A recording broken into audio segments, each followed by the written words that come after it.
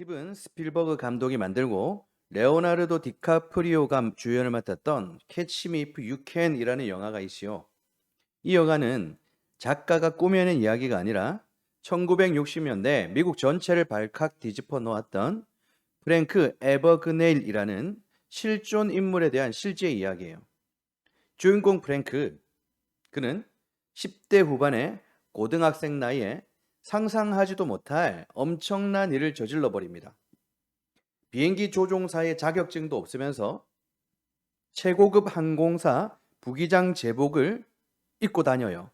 그리고 그 옷 하나를 입고 은행 안으로 당당하게 들어가니까 수많은 직원들이 속아 넘어가서 그가 내미는 가짜 수표를 진짜 현찰로 다 바꿔주는 거예요.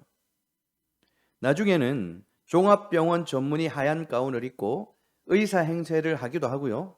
심지어 명문대 법대를 졸업한 변호사 행세를 하기도 한답니다.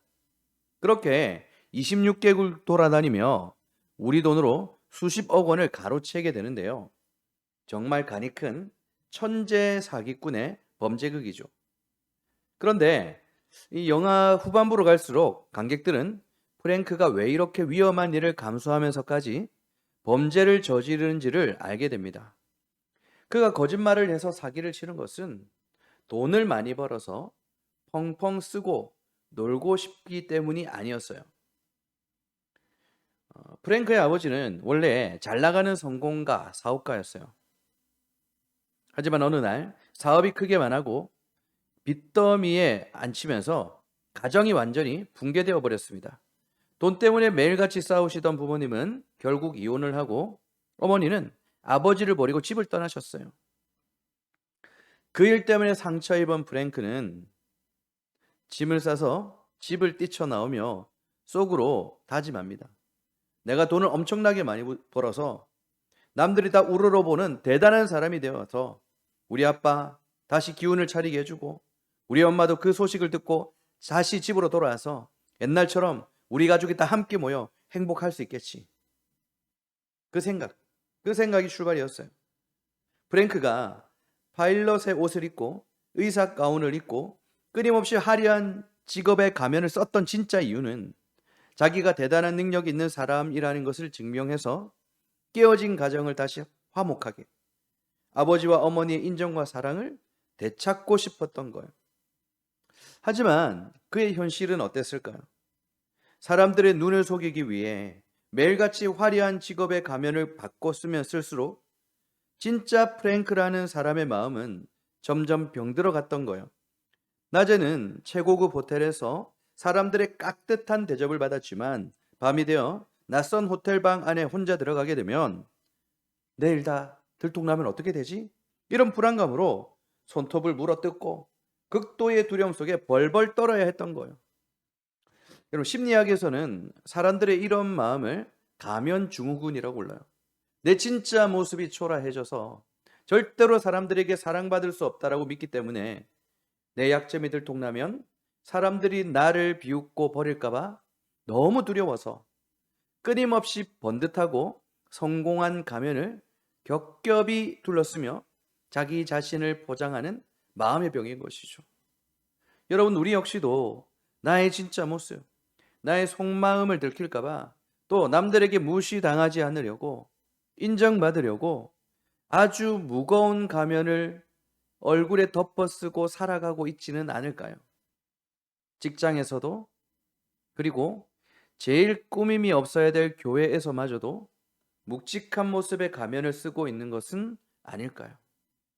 우리는 상처받기 싫어서, 사람들에게 무시당하기 싫어서 평생 이런저런 가면을 바꿨으며 나를 숨기고 증명하려고 발버둥을 치죠. 그러나 잠자리에 누울 때 어때요? 내일 또 불안해지죠. 내일이. 오늘 우리가 읽은 창세기 32장의 말씀은 이 지독한 가면 증후군을 심하게 앓고 있는 야곱의 모습을 비춰주고 있어요. 여러분, 야곱은 평생 남의 옷을 훔쳐 입고 살았죠.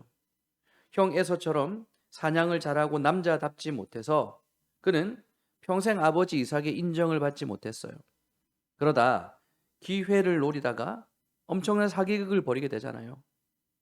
형의 옷을 훔쳐 입고 자기 팔과 목덜미에 염소 털을 가득 붙인 채 앞을 못 보는 아버지 앞에서 제가 맏아들 에서입니다라고 새빨간 거짓말을 했죠. 가짜 가면을 쓰고 아버지를 속여 축복과 인정을 억지로 뜯어간 거예요. 그 거짓말 때문에 결국 고향에서 쫓겨나서 이 삼촌 라반의 집으로 도망치게 되죠.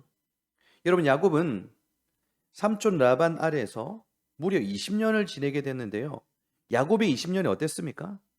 잠을 안 자고 뼈가 부서져라 일하며 수단 방법을 가리지 않고 남을 속여가며 재산을 불려나갔잖아요. 그렇게 막대한 소와 양떼를 모아서 자수성가한 사람이라는 화려한 가면을 쓰게 돼요. 세상 사람들이 보기에는 돈도 많고 자식도 많은 아주 완벽한 성공처럼 보였겠죠. 그리고 31장 3절에서 하나님은 야곱에게 고향으로 돌아갈 것을 명령하셨어요. 그렇게 고향으로 돌아가는 길목에서 야곱은 다시 일생일대의 위기를 마주하게 됩니다. 자기가 훔쳐 있었던 진짜 가면의 이 주인, 형 에서가 다가오고 있었다고요. 하나님께서 가라 하셨기에 떠난 걸음, 그리고 그 앞에서 마주한 일생일대 위기. 오늘 본문의 말씀은 이러한 긴장의 구조 속에서 우리에게 무엇을 말씀해 주실까요? 함께 하나님의 말씀을 나눌 때 본문의 말씀이 우리의 삶의 이야기가 되고 우리에게 베푸신 하나님의 은혜로 다가올 수 있기를 주님의 이름으로 축원합니다. 여러분, 우리가 타인의 시선에 흔들리지 않고 평안을 얻고 나를 아프게 한 사람을 진심으로 용서하려면 우리에게 필요한 것은 무엇일까요? 우리에게 필요한 것은 나를 증명하고 인정받고 싶은 욕심을 기꺼이 내려놓아야 한다라는 거예요. 왜냐하면 내 힘으로 꾸며낸 나의 모습, 이 가짜 모습은 정작 위기의 순간에 나를 지켜주지 못하고 오히려 사랑하는 사람까지 희생양으로 삼는 잔인한 덫이 될 뿐만 아니라 내 가치를 타인의 평가에 맡겨버리는 셈이 되기 때문이에요. 오늘 본문의 주인공인 야곱이 압복강 나루터에 홀로 서기 전까지 도대체 어떤 마음의 짐을 지고 살아왔는지 우리가 그 속사정을 가만히 헤아려 보면 이게 어떤 의미인지 하나씩 와닿게 될 거예요. 여러분, 야곱은 어릴 때부터 단 한 번도 자기 자신 있는 그대로의 모습, 온전하게 사랑받아 본 적이 없는 사람이죠. 형인 에서는 사냥도 잘하고 성격도 호탕해서 늘 아버지 이삭의 자랑거리였어요. 아버지는 대놓고 형만 편애했던 거예요. 이런 차별 속에서 조용히 집에서 머물러 있었던 야곱의 마음 깊은 곳에는 늘 이 상처가 곪아 있었던 거예요. 나도 형처럼 아버지에게 훌륭한 아들이라고 인정받고 싶다. 나도 사람들에게 박수 좀 받고 싶다. 그 인정받고 싶은 목마름이 결국 야곱을 아주 슬픈 거짓말쟁이로 만들어 버렸어요. 눈이 어두워진 아버지 앞에서 야곱은 자기 팔과 목에 짐승의 털을 잔뜩 붙이고 형 에서의 옷을 훔쳐 입었잖아요. 아버지가 네가 누구냐라고 물었을 때 그는 조금의 망설임도 없이 저는 아버지의 아들 맏아들 에서입니다라고 뻔뻔하게 대답했지 않습니까? 여러분, 이것이 바로 야곱의 인생에 있었던 첫 번째 가면이었어요.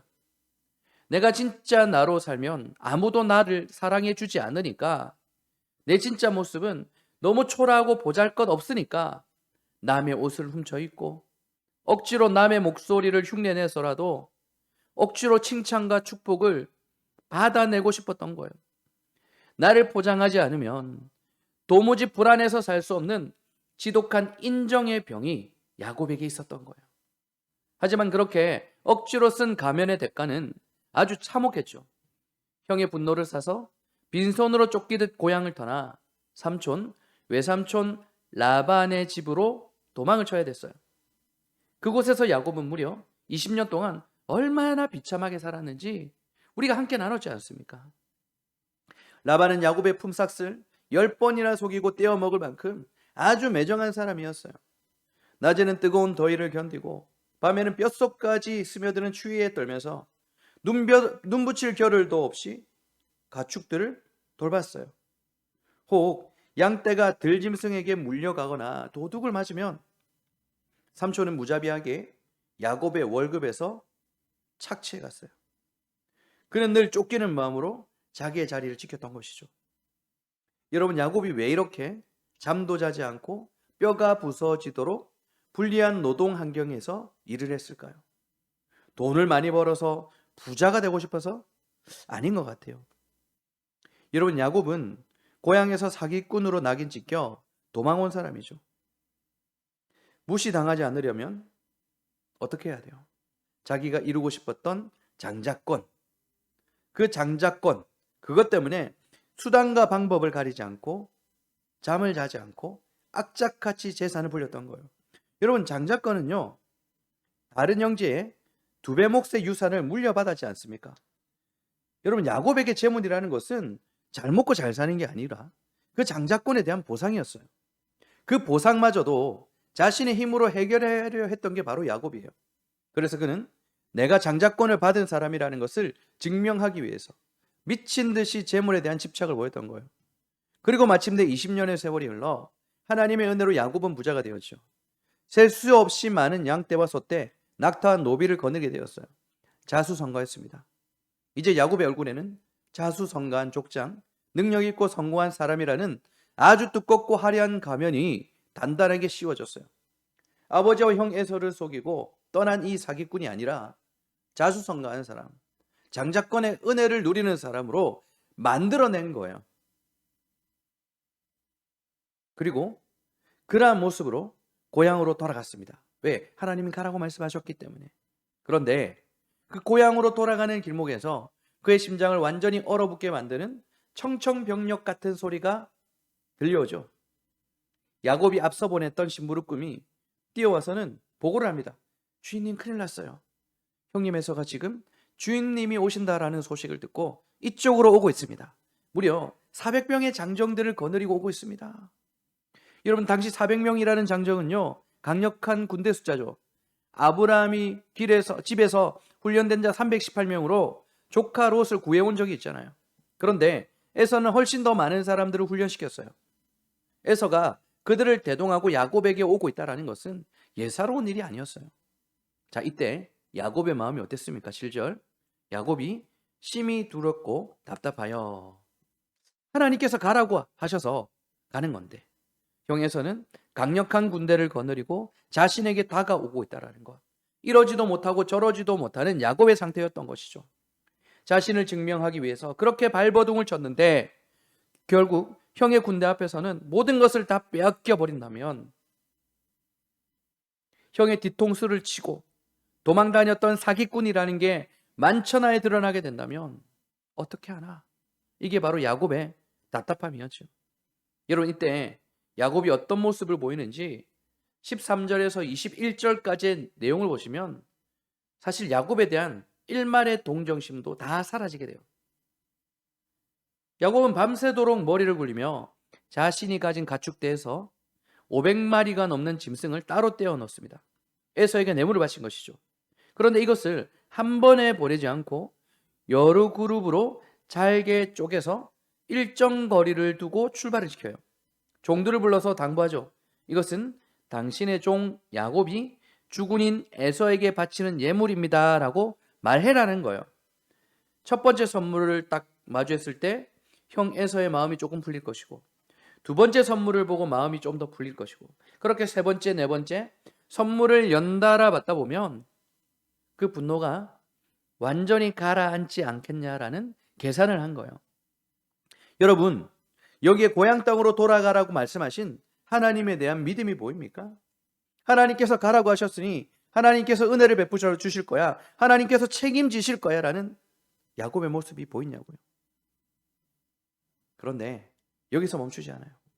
가축들을 다 내보내고도 도무지 불안감이 사라지지 않자 야곱은 자신이 보여줄 수 있는 가장 잔인한 바닥을 보여주게 됩니다. 자기가 그토록 사랑하며 아꼈던 가족들마저 깨워서 야복강 나루를 건너게 해요. 그런데 여러분, 여기서 다 같이 보내는 게 아니에요. 아주 무섭게 서열을 매겨서 줄을 세웁니다. 제일 앞장 선 자리, 혹시라도 칼이 날아오면 가장 먼저 죽게 될 그 위험한 자리에 자기가 평소에 아끼지 않았던 두 여종과 그들을 통해 낳은 자녀들을 앞세우는 것이죠. 그리고 그 중간에는 첫째 아내 레아와 레아를 통해 낳은 자식들, 그리고 맨 마지막에는 가장 안전한 뒤쪽에는 자기가 평생 끔찍하고 사랑했던 아내 라헬과 라헬을 통해 낳은 요셉, 맨 마지막에 꽁꽁 숨겨둔 것이죠. 그런데 더 심각한 것은 자신은 정작 건너가지 않고 남아 있었어요. 아이고 답답하죠. 야곱에게 진절머리 나지 않습니까? 수백 명을 거느린 족장이고 한 가정의 든든한 가장이지만 막상 생명의 위협이 다가오고 자기 목숨 하나 건지기 위해서, 자기가 이룩한 것을 지키기 위해서 내가 지키고 보호해야 될 가족들마저도 시간 벌기용 방패로 써버리는 비정한 모습. 만약 에서의 군대가 나타나 맨 앞줄에 있는 가족을 치면 자기는 제일 뒤에서 혼란한 틈을 타 언제든지 도망가겠다라는 아주 이기적인 야곱이에요. 너무 답답하고 어떻게 이런 사람이 있냐. 막 구약에서 가장 욕먹는 사람 중에 한 명이 야곱일 것 같아요. 그런데 여러분, 제가 창세기 야곱에 대한 이야기를 읽고 묵상하면서 저는 결국 제가 야곱이라는 것을 깨닫게 되었어요. 여러분은 어떠신가요? 야곱보다는 더 나은 사람 같으신가요? 힘들고 어려울 때 배우자와 자녀들에게 날카로웠던 적은 없으신가요? 밖에서 받은 화, 스트레스를 가장 소중한 가족에게 쏟아냈던 적은 없나요? 아내를, 남편을, 자녀들을 감정 쓰레기통 취급을 한 모습. 오늘 야곱의 비정하고 비겁한 모습은 오늘날 저와 여러분들의 모습이라는 거예요. 성경은 이런 야곱 같은 우리의 실체를 폭로하면서 내가 어떤 사람인지를 깨닫게 되어질 때, 그리고 인정하게 되어질 때, 그때 비로소 시작되는 하나님의 은혜, 강권적인 역사를 우리에게 보여주고 계십니다. 자, 여러분, 오늘 야복강 나루토에서 벌어지는 일들을 히브리어 원어의 의미로 우리가 가만히 한번 살펴보면 지금 이 짧은 구절 안에 사람의 영혼을 깊이 찔러 쪼개는 기가 막힌 메시지가 숨어 있어요. 여러분, 지금 야곱이 처한 상황을 세 단어를 통해서 확인해 볼 텐데요. 일종의 언어 유희로 얽혀 있어요. 첫 번째 단어가 바로 야곱입니다.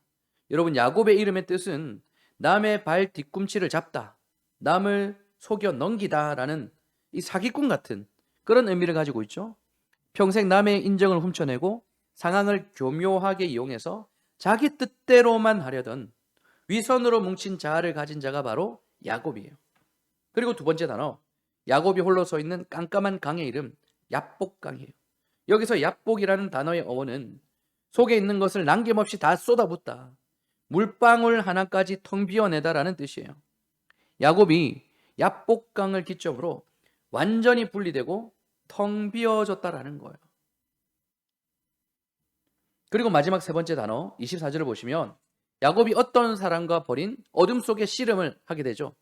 이때 사용된 동사가 바로 아바크예요. 아바크. 우리말에는 점잖하게 씨름을 했다라고 되어 있지만 히브리어 아바크는요, 흙먼지나 티끌을 뜻해요. 그 명사에서 나온 말이에요. 점잖은 스포츠를 했다라는 것이 아니라 어둠 속에서 바닥에 흙먼지가 풀풀 날리도록 흙투성이가 되도록 거칠게 뒹굴고 싸웠다라는 거예요. 자, 이 세 단어 야곱, 야복, 아바트, 이 세 단어를 하나의 문장으로 이어서 해석하다 보면 오늘 말씀에 교훈이 드러나게 돼요.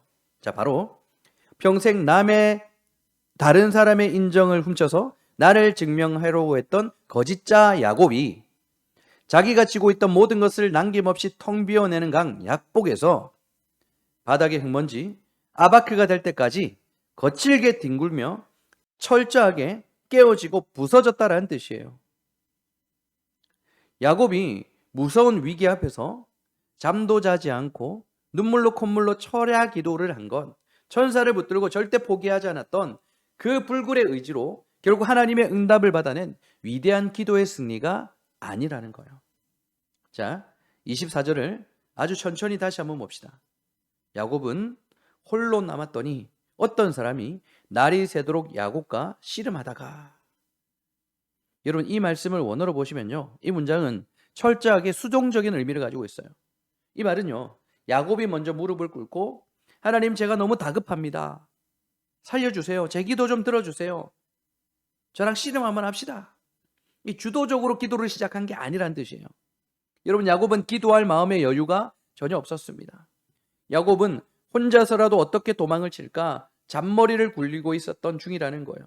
그런데 그 어둠 속에서 정체를 알 수 없었던 어떤 사람이 불쑥 나타나 먼저 야곱을 기습적으로 덮친 거예요.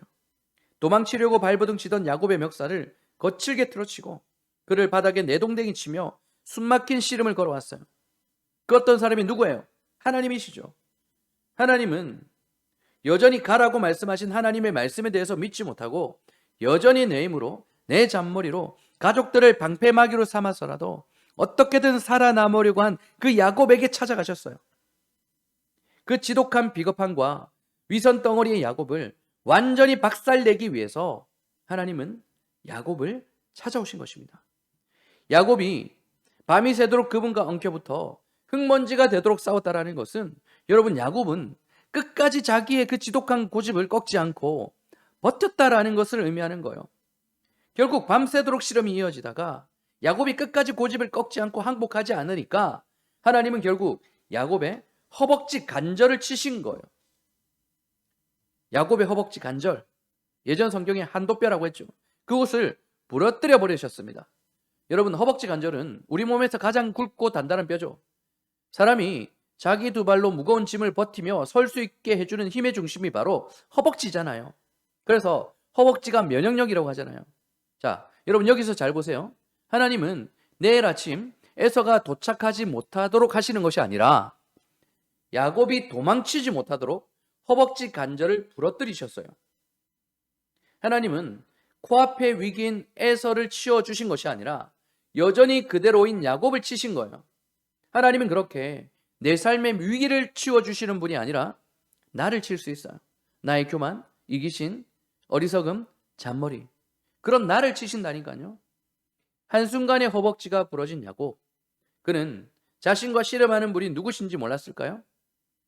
나를 축복하지 않으면 절대로 못 가십니다라고 매달렸던 그 야곱이 지금 나랑 씨름하는 사람이 누구인지 몰랐을까요?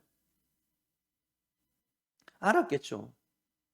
그때 하나님께서 야곱에게 물어보십니다. 27절. 그 사람이 그에게 이르되 네 이름이 무엇이냐? 그가 이르되 야곱이니이다. 전능하신 하나님이 정말 야곱의 이름 석자 몰라서 물어보셨습니까? 아니죠. 하나님의 질문에 야곱은 심장이 덜컥 내려앉고 등줄기에 식은땀이 쭉 흘렀을 거예요. 왜냐하면 야곱은 정확히 20년 전 눈이 어두워 앞을 보지 못하는 늙은 아버지 이삭에게 똑같은 질문을 받았거든요. 네가 누구냐? 저는 맏아들 에서입니다. 진짜 이름 야곱으로는 절대로 아버지의 인정과 축복을 받을 수 없다라고 생각해서 두려운 마음으로 형 에서의 이름을 훔치고 자기 얼굴에 두꺼운 거짓의 가면을 꽉 눌렀었던 야곱이었어요. 어머니의 뱃속에 있을 때부터 하나님의 언약이 있었잖아요. 야곱은 큰 자가 어린 자를 섬길 것이다. 이제 고향으로 돌아가라. 여러분, 야곱에게 하나님의 언약이 분명했음에도 불구하고 야곱은 전혀 하나님을 신뢰하지 않았던 거예요. 하지만 지금 이 순간 다리가 부러진 채 더 이상 도망갈 수 없는 이 밤은 다른 거예요. 하나님 앞에서 더 이상 나를 숨길 수 있는 옷도 방패도 남아있지 않아요. 그는 생전 처음으로 자기 인생의 진짜 밑바닥을 고백한 거예요. 내 이름은 야곱입니다. 주님, 제 이름은 야곱. 남의 발 뒤꿈치를 잡고 남의 자리를 훔친 비겁한 사기꾼입니다. 저는 인정받고 싶어서 평생 거짓말을 밥 먹듯이 하고 살았습니다. 겉으로 보면 성공한 자수성가한 사람인 것처럼 보이지만 막상 내 목숨이 위태해지니까 나 하나 살겠다고 사랑하는 아내와 자식들마저도 총알바지로 내몰아버리는 이렇게 비겁하고 이기적인 죄인이 바로 진짜 제 모습입니다. 저는 도무지 사랑받을 자격이 없는 버러지 야곱입니다. 여러분, 우리가 하나님 앞에서 마주하는 가장 큰 기적은요, 내 안에 숨겨져 있는 그 추악하고 냄새나는 실존을 주님 앞에 핑계 없이 시인할 때 비로소 시작되는 거예요. 이 철저한 고백, 수치스러운 자백 위에 이제 하나님의 놀라운 은혜의 선언이 쏟아지는 것이죠.